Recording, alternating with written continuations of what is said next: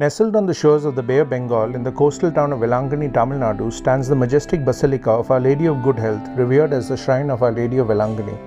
This Roman Catholic Marian shrine, also known as the Lourdes of the East, attracts millions of pilgrims annually, transcending religious boundaries and weaving a tapestry of faith, hope, and cultural significance. The shrine's history dates back to the mid-16th century, attributed to three miraculous events involving the Virgin Mary. In the first apparition, the Virgin Mary appeared with her infant son to a boy carrying milk to a customer's house. While he rested under a banyan tree near a pond, Our Lady appeared to him and requested milk for her son. The boy readily agreed. On reaching the customer's house, the boy apologized for his delay and the reduced amount of milk by relating the incident that occurred on his way. However, upon inspection of his order, the man found the milk pot to be full and overflowing. He was convinced that something miraculous had happened. Together, the man and the boy returned to the place where the apparition had occurred. When they reached the pond, Our Lady appeared once again.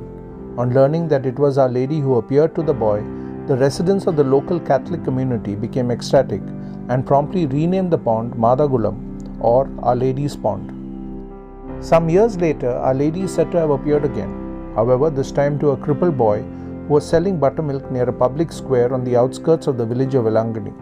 She asked him to share his supply with her infant son, and the boy complied. Our Lady then asked the boy to inform a certain wealthy Catholic man in the nearby town of Nagapattinam of her appearance.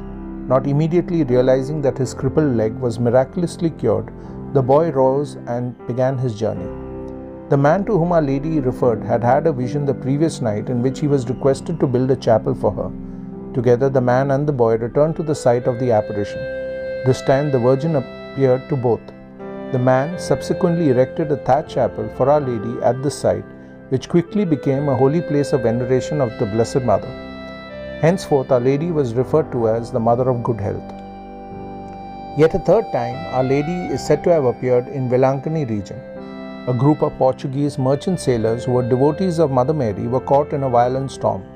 They prayed to Our Lady and promised to build her a church if they were rescued.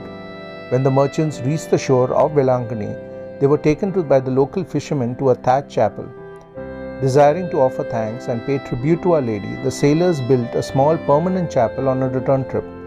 On subsequent visits, they improved on it and eventually dedicated the chapel on the Feast of her Nativity, September 8th, which was also the date of their rescue and safe landing at Velankanni. These apparitions have been approved by Pope John XXIII, who elevated the Velankanni Church to a minor basilica status on November 3, 1962. The Pope's apostolic brief noted that the pilgrims in large numbers had been visiting the shrine for a long period of time and that it was hailed as the Lourdes of the East. The basilica erected by the Portuguese and the Indians stands at the site where the buttermilk seller saw Mary and Jesus. The iconic depiction of the Madonna is unique that it is one of the only two icons where Mary is portrayed wearing an Indian sari, while the other statue is said to be missing. The basilica is known as a site for pilgrims from all over India and its assembly of multilingual prayers every day. To this day, the Feast of Nativity of the Blessed Virgin Mary is celebrated at the shrine of Velankanni in the context of a 9-day festival, drawing more than 1.5 million pilgrims of many faiths. The original modest chapel was replaced by a modern and spacious church in 1933. Thank you.